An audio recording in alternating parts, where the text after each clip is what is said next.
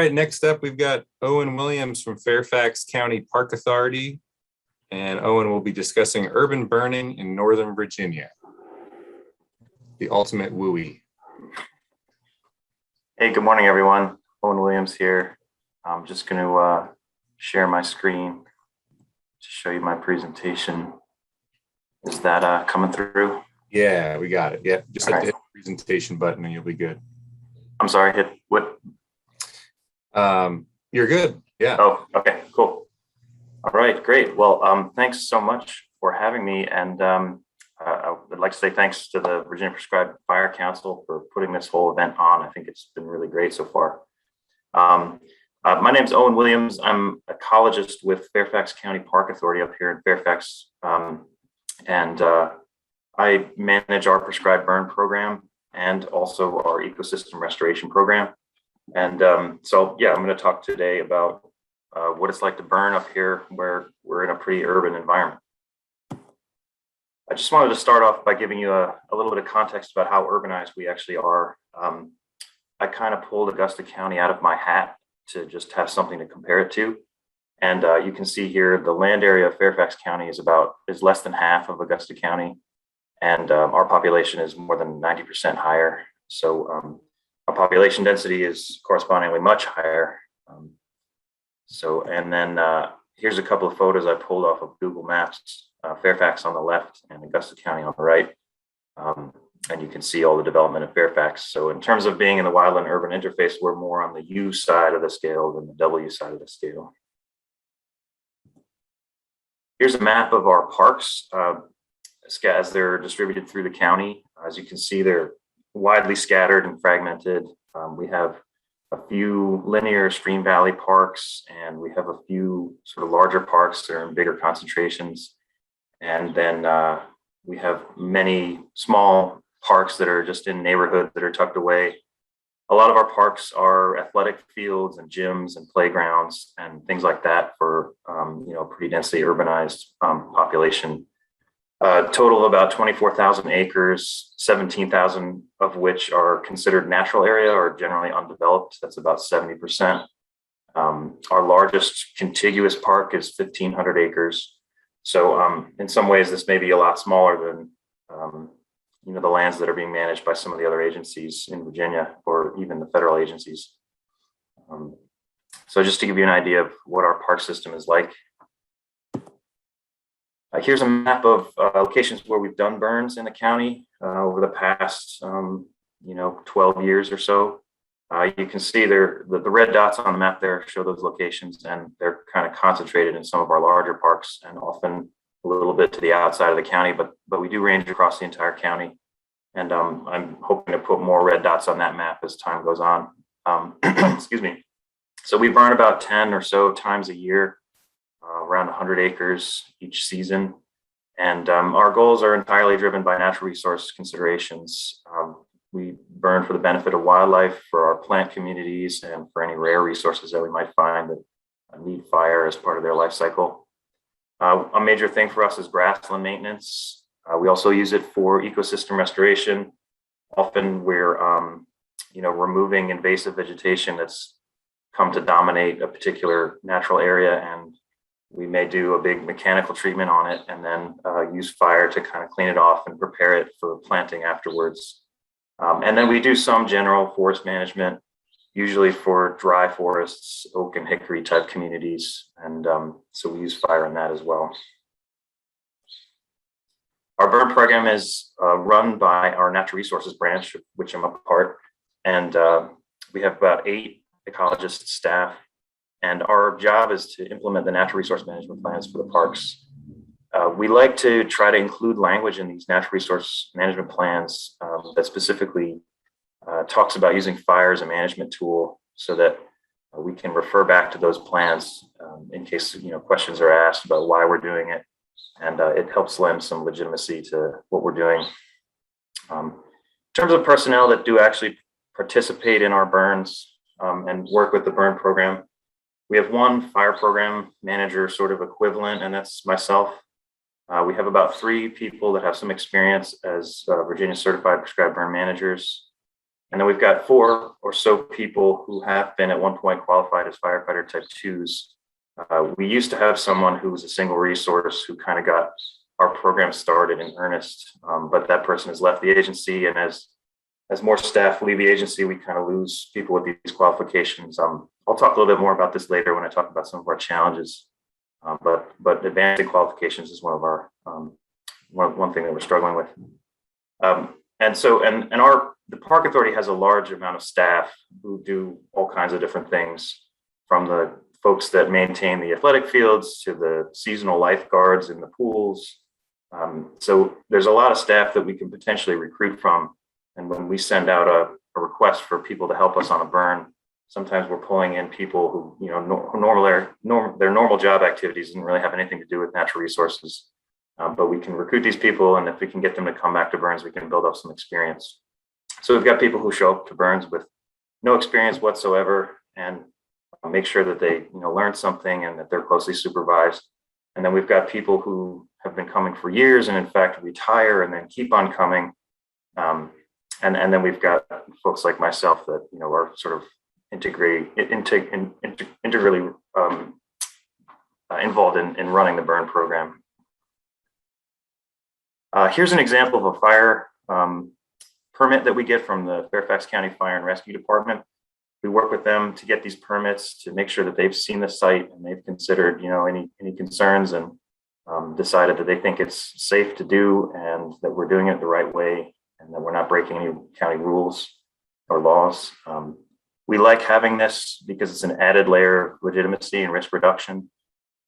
We like also that the fire department has seen what we're burning in case we need to call on them for help, because they are our emergency contingency resources, and we developed a really good relationship with them, and they're very comfortable with us burning. Our inspections come in advance, sometimes months in advance, and then as these permits expire, we just ask them for extensions, which they're happy to grant us. So this relationship has been great, and it helps us be a little bit more secure in what we're doing. Okay, so I'll talk about some of the challenges for burning in Fairfax County. I've kind of divided them into 3 buckets: social challenges, challenges for planning and execution, and biological challenges. These things limit our total use of fire, how much we can burn, how often. There may be specific locations where we just simply can't burn. And also it can restrict our objectives. We can only really burn in the dormant season up here because we're in a emissions controlled part of the state. I think Richmond and Charlottesville may be in the same boat. I'm not sure if there's other parts of the state that do that as well. So that may restrict the types of fuels that we can burn, like we don't do timber harvest, so we don't really have slash, but we have forest stands that have been really destroyed by wind events and invasive plants. So we do get sort of heavy fuels on the ground and stuff like that. And then sometimes it restricts our ability to do special treatments that just require fire, oak management, dry forests. If we needed to do a burn in the warm season to control non-invasive plants, we can't do that. And then in case of forest stand mesofication, sometimes that's hard to accomplish as well. So the social challenges, the top 2 things that we deal with are public perceptions and liability. A lot of people in Fairfax County are unfamiliar with land management practices like prescribed burning. Having grown up in basically an urban environment, they may not have seen that. And what they do see is imagery of wildfire in Western United States, which is pretty scary. So sometimes we have to work hard to indicate that we're not doing that kind of thing. There's a ton of media and social media activity up here. I remember a day where an agency to the south of us, to the south of Fairfax County, did a big forest burn, and their smoke came right up through Fairfax County, and there was an outrage. People were really upset about it. If that had been our smoke, I think we could have faced some restrictions to our program, or possibly even lost the program altogether, because there was so much anger, and politics is kind of a small world in Fairfax County. We had actually burned that morning, just a small grass burn, and we were suddenly really worried, but it definitely wasn't us. And then liability is a major issue. So property values are extremely high. the potential for smoke to do damage is high. And so we have to think about that as well. So the number one way we try to deal with these challenges is building political support for our burn program. And we make sure we start with leadership. So we talk to the County Board of Supervisors. We talk to the Board of Directors of our park authority. And we've built a really good relationship with them. They understand why we're doing it. And they understand, that it's safe and how we do it. And so when people come to them with questions or concerns, they either can back us up because they know what it's about, or they know who to come to talk to about it. And they don't have, a fear of, and like a knee-jerk reaction to it. So that's incredibly important for us. And anytime we burn in a new park, we always talk to them first and then do some outreach to the community. We also try to build as many relationships with community organizations as we can and individual allies in the community.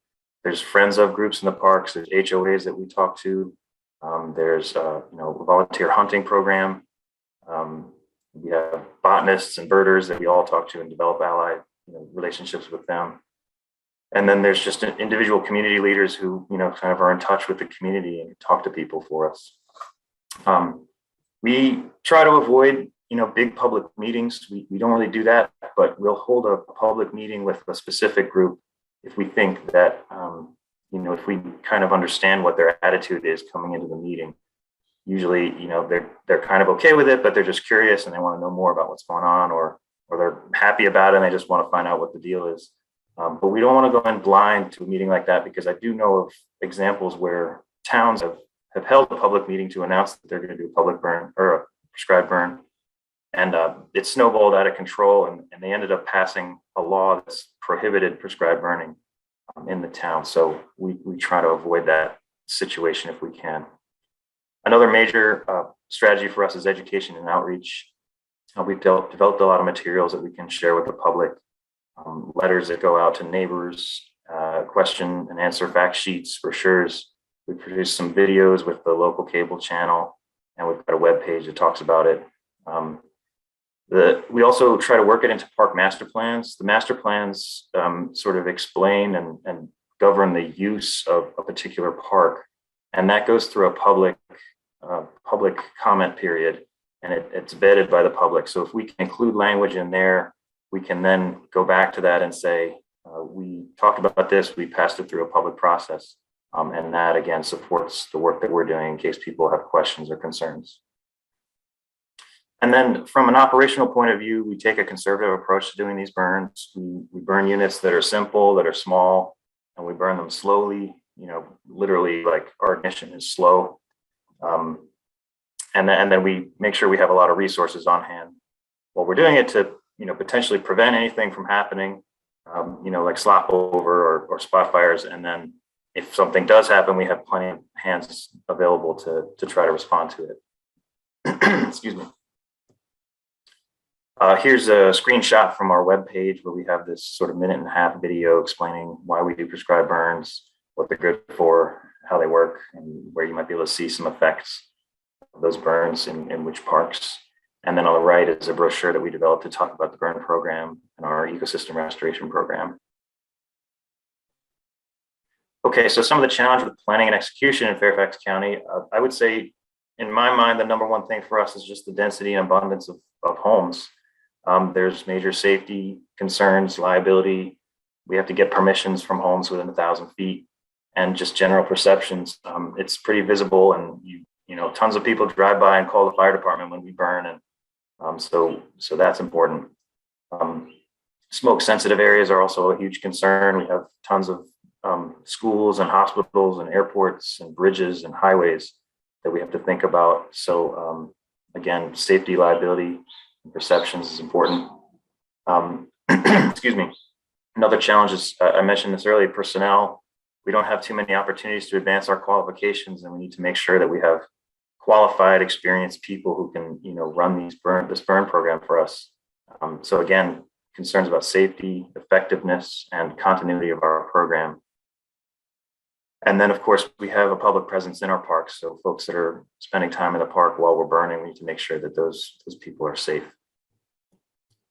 In terms of dwellings, okay, so here's a map of one of our parks shown in green, and you can see the residential development around this park is really intense.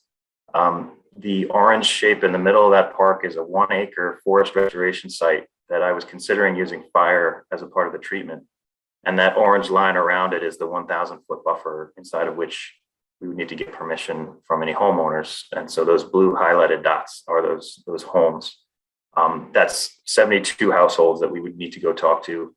And it wouldn't stop there because there's HOAs associated with those neighborhoods.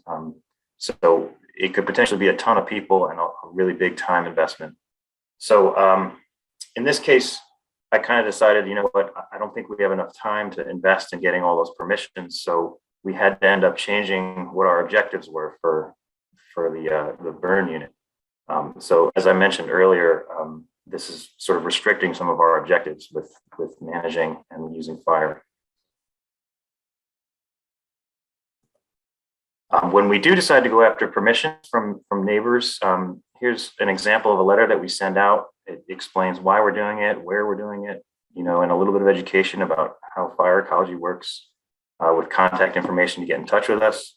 We let people know that we're going to come around and knock on doors and talk to them. And so we send this out in advance. And then we go and try to meet people face to face and have a conversation with them.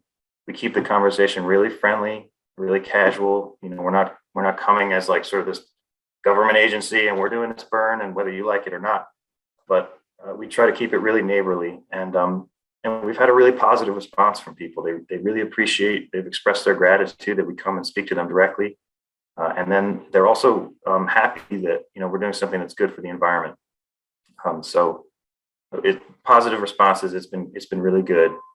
In terms of like planning your time, if you were to do this, before COVID came along, I would have planned about an hour per household because often people are not home and you need to come back and knock on the door a second or third or fourth time to try to catch them at home and have a conversation with them. Since COVID started, a lot of people were working from home, so maybe it's more like 30 minutes. But really, when you get talking to somebody, it's usually less than 5 minutes. And they just sort of say, yeah, like, don't burn my house down, but otherwise that's fine with me. And often, having sent this letter in advance sort of facilitates that conversation. They say, yeah, I got your letter, no problem. Okay, so in terms of dealing with smoke sensitive areas, here's an example of a smoke analysis that I did and showing some of the smoke sensitive targets. You can see in red along the right side of that map, there's 4 different schools that were within my anticipated smoke impact area. So I needed to find a way to shrink that. There was an airport to the north I definitely didn't want to impact. So I was looking at these other wind directions, our prevailing wind, from the northwest. I used the U.S. Forest Service managing smoke and the WUI guidance, and it has a really good system for kind of figuring out what your potential smoke impact area is and how you can mitigate it.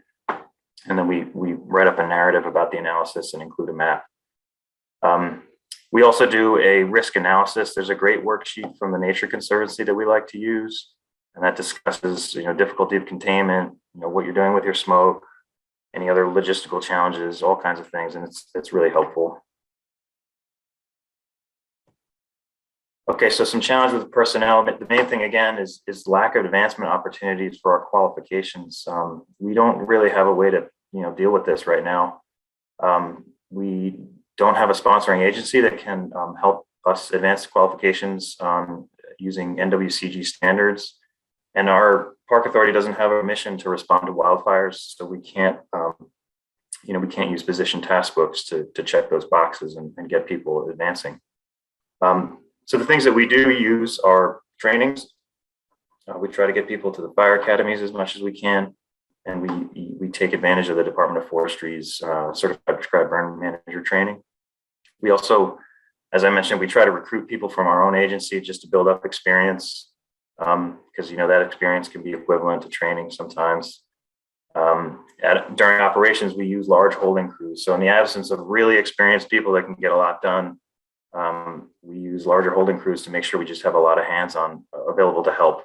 So sometimes we have as many 20 people, for a 5-acre grass burn or even something smaller than that. And then another strategy we've used is hiring contractors. It can be a little bit pricey sometimes, but when you need extra people or when you need extra expertise, they can be a good option for achieving that. And there's a couple of good companies out there, and if anybody's wondering who they are, feel free to get in touch. In terms of execution, again, we take this conservative approach. The orange shapes there on that map are part of a park that's about 200 acres, and because of the forest type there, I would actually like to burn the entire thing at some point. But we're starting small. Those orange shapes represent a total of about 30 acres, and I broke them into 3 pieces to make things simpler and to have less impact. So we're going to burn one of these each year for the next 3 years, and hopefully see some good results and keep perceptions positive out there in the neighborhood. So we'll have smoke patrols set up. We'll make sure that neighborhoods aren't getting too much smoke. We'll check roads that are nearby and make sure their visibility on those roads is good. We'll talk to the fire department and make sure that they're not seeing any problems. And then for park visitor safety, folks who come in and are taking a hike, we post staff who are just dedicated to trail monitoring, and they redirect people who might be coming through and make sure they're safe and not wandering through an area that we're burning. Here's a photo from one of our grass burns. So I was talking about resources, and in this photo, I've got 8 people working on this flank with an 80-gallon pump with water. And then in the background, I've got a trailer up there with 600 gallons of water. And then I've got a very similar crew on the other flank. So, that's 16 people, 2 pumps on the line. So we're using a lot of resources to make sure that, we can catch anything if it happens, and, hopefully just to prevent anything from happening. And so some of the biological challenges we've got, I'm sure you guys are facing similar things, but our habitat is really fragmented. So it's a little bit more fragile, a little bit less resilient. And the refugia for animals and plants is less. So we need to be careful about how much we're burning and why we're burning. And we do a kind of ecological cost benefit analysis. We take a good biological inventory to make sure we understand what's in these places. We think about the size and connectivity of the burn unit, and if necessary, we kind of subdivide the units as I showed you in that earlier map, and think about really what is benefiting or what are the costs of different organisms for this. Another major factor is invasive plants, and in Fairfax County, there's so many gardens. There's been so much importation of these invasive plants that they are everywhere. And every time you get rid of one of them, a second one comes back, you get rid of that one, and a third one comes back. And then after like 4 cycles of that, you might start to get some native plant recovery. But we have to be careful that these fires aren't exacerbating our invasions. And one of the major vectors for that is creation of our fire breaks. So we had some, problems with using soil breaks, using bare soil breaks. So we now use soft breaks, which is like mowing, and using, wet lines, which is sort of spraying water along the fire brine, along the fire break to prevent the fire from creeping into the fire break. And again, we can do that kind of thing because we have a lot of people on the line and we bring a lot of water out. Another thing we do is protecting snags that are on the interior of forest units. And so we just break a little fire break around them. And that, from a biological point of view, that protects these potential roost trees for rare bats. It's an example of how we're trying to protect rare species. And in addition, it has the added benefit that it really drastically shortens our mop-up time. The amount of time that things are smoldering or falling down in the woods after a fire is much, much less when we do this. And that has safety implications for people who are visiting the park, and reduces smoke and the duration of smoke. And another thing we've got up here in our urban environment is a history of fire exclusion, which means that sometimes our fuel loads are extra high and our fire behavior may be too much for what objectives we're trying to reach, or maybe producing too much smoke. And then in other cases, our fire behavior may be too low because the system has already moved towards a damper condition. We call this mesification. So we may not be able to get a fire to actually carry through that that location. And so we, have to think about that. With regard to invasive plants, we do this financial cost benefit analysis and say, we're going to need to spray herbicide after this burn. How much is that going to cost? Do we have that money available? How difficult is that going to be? Should we just use a mechanical alternative? Or can we actually do this? Here's an example of a field that we broke into pieces and that we burn on rotation, so that there is some refugia. There are some potentially, declining insects that we found in this field, and we want to make sure that they have a safe place to weather the burn and can recolonize burn areas afterwards. We kind of have to balance these rotations. One of the key factors is woody growth rates. What I've noticed in these fields is that autumn olive, which is a particularly bad invasive shrub, grows up, and after about 3 years of allowing it to grow up, it's possible that the stems become too big to be top killed by a fire. And so we kind of have to balance that and think about that. Do I need to get each of these fields burned, every other year, every 3 years, something like that? Okay, and here's an example of an invasive plant, Arthraxon hispidus. It's this grass in the front part of the photo here is sort of pale green. This was a fire break that we tilled in 2015. I took this photo last year, and we have not been able to get rid of this plant since we tilled that fire break, and it has spread throughout the entire field. Excuse me, and it seems to be sort of pushed along by fire. We were trying to promote native warm season grasses, which is that tall grass in the back of the photo. So this was a major learning event for us. And this is not to say that you shouldn't use soil breaks on the units that you're burning, but this is just one of the things that we're dealing with, and we've sort of mitigated it by using these large crews and wet lines and things like that.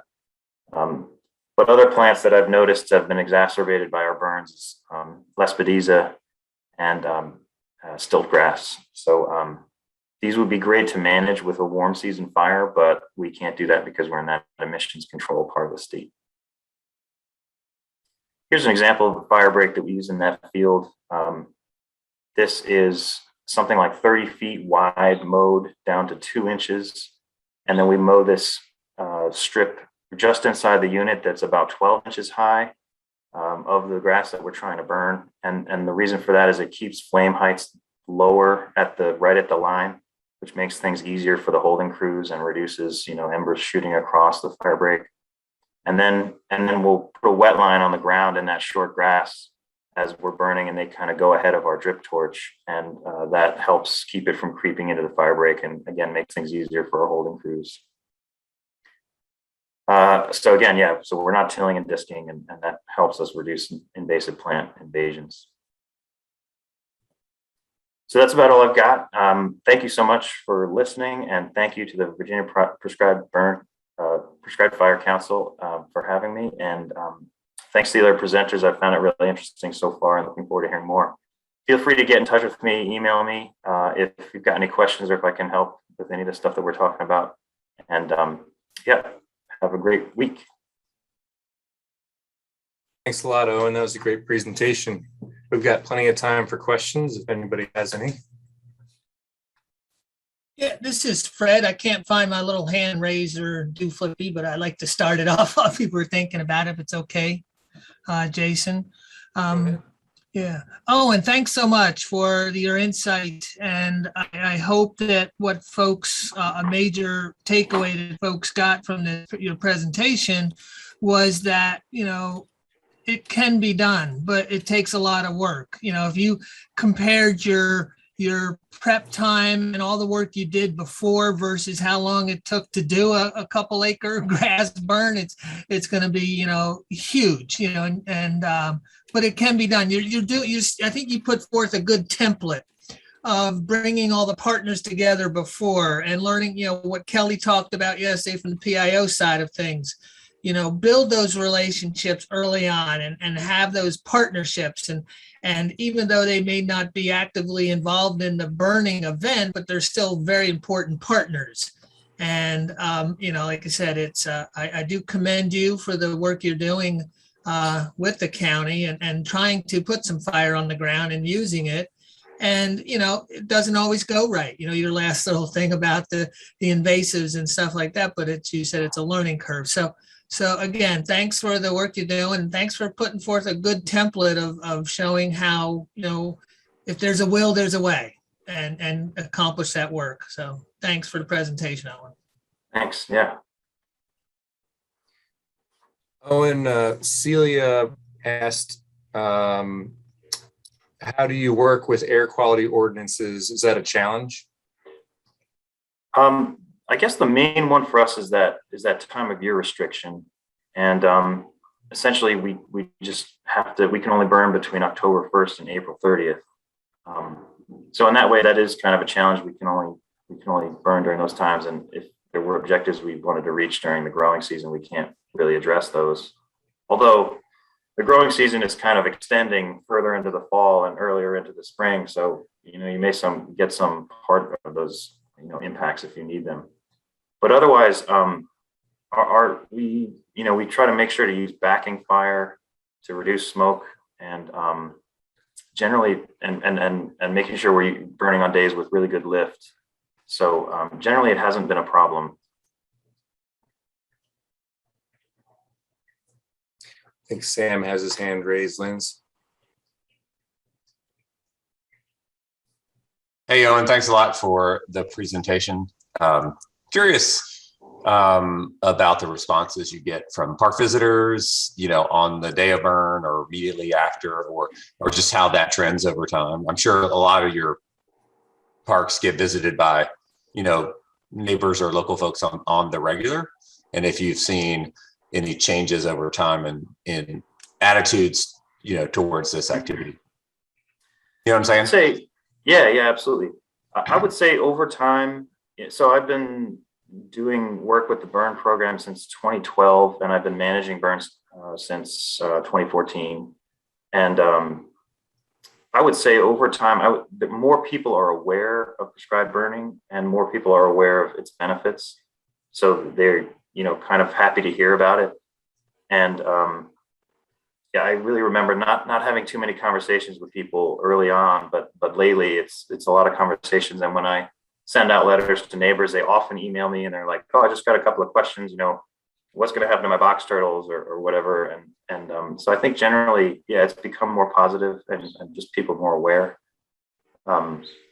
We keep kind of close contact with like the birding community, for example, and they go out immediately after the burn and they look and they report back to us and say, I saw, a million birds out there after the burn, finding seeds and, birds of prey, finding little rodents. And so, yeah, so it's been positive. Does that answer your question? It does. Yeah. I'm happy to hear that. It's nice there seems to be an increasing awareness of the use of fire, for these purposes. So thanks for carrying that that load. That's awesome. You're hitting a lot of people that a lot of us don't. So many of our burns are, as you say, are like way out in the middle of nowhere, right? And it's really easy for us in that regard. But yeah, it's important to that local folks, understand what we're up to. Yeah. And I'd like to say thanks to you specifically, and thanks to many of the people that are here today for entertaining my questions. When we're trying to deal with something, like I remember contacting a couple of people when we were trying to deal with a power line right away, and how, can we burn under something like that? And you guys have all this experience that we don't have because we've got these huge gas lines coming through Fairfax County, and there's a lot of concerns with that. So thanks to everybody for collaborating with us, and it's been really collegial and great. Yeah, I would also extend, thank you very much, Owen. I would also, if you are interested in pursuing a partnership where if you feel like some of your staff need to get additional experience on larger burns, whatever, we can make that happen. Thanks, that would be awesome. Yeah, I'll shoot you a message about that. Thank you so much. All right, Shep has raised his hand as well. Yeah, my My question really is, gosh, for Fred and the DOF, not having a sponsoring organization and a way to get your people trained up, the DOF was very helpful to Virginia Tech, has always been very helpful to Virginia Tech in getting people trained up, but not only that, getting people opportunity to advance in the wildfire system and get their credentials by putting them on a call out list. And so if they have already 130, 190 FFT2, opening up task books for them and so forth, I don't really know why the DOF wouldn't be amenable to helping you as well. Shep, I'll take that. Yeah, Owen we're in conversation with Owen as we speak, but there's been some changes in our agency's ability for credentialing and such for partners and stuff. So yeah, it's a challenge, and it's a point of discussion that's ongoing as we speak. So yeah.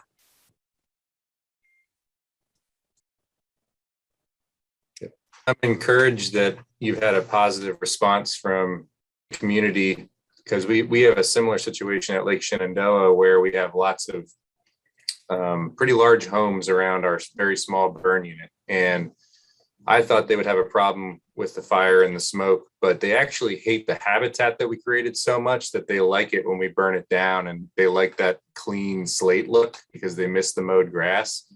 So it was really surprising. And I thought maybe that was kind of a freak thing, but it sounds like people are enjoying it more for the ecological value up your way, but I'm sure you have a mixed bag. Yeah, absolutely. Yeah, it's great to have these allies that we've got out in the community who really are concerned and interested in nature. And I think, as Fairfax County develops, which it blows my mind how fast it can continue to develop. I didn't think there was really much left that could be developed, but I think private land is being sold now and developed quickly. But having folks out there that are really concerned about nature, they come more and more to our parks, and so they're really in touch with it and reach out to us, and it's been really positive. So I'm glad to hear that you're having that experience down there as well. You have problems with oak regeneration in some of your forests with just the amount of density of deer that you have? Yeah, absolutely. There's almost no regeneration at all up here, except in like a couple of discrete little pockets that somehow the deer must just miss. And I would say probably, I could count on one hand the number of acres that where I've seen that in throughout all the county parks that I've visited. The only way we've recovered from that is putting up deer exclusion fencing around project areas, which I can do when I've got project funding. I can do that and maintain them, but we can't really do that on a wide scale. So I've got something like 10 deer exclusion fences that might cover, they might cover 30 acres total, maybe 40. It's a lot of work to maintain them, and branches fall on them all the time. And I would say they don't completely exclude the deer, but it reduces it from, say, like a level of severity of a 5 down to maybe a 2.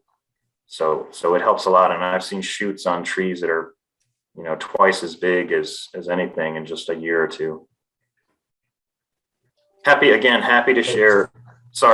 Happy to share, the specifications and the materials that we're using on deer fences if anybody's interested.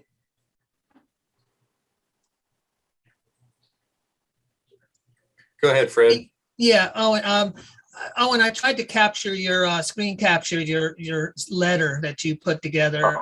That might be valuable if you share that with the group. If you could either post a link to it or send it to Lindsay. She's going to be packaging up something to send out to all the participants, because that's always, people want to know how do you go about that, and I think that would be a really great reminder of folks how to build partnerships and relationships up front. Absolutely. Yeah, I can share that. And we've got a little fact sheet that we usually send with it. So I'll share both those things. Okay. Last call for Owen before we let him off the hook here. All right. Great job, bud. Thanks so much.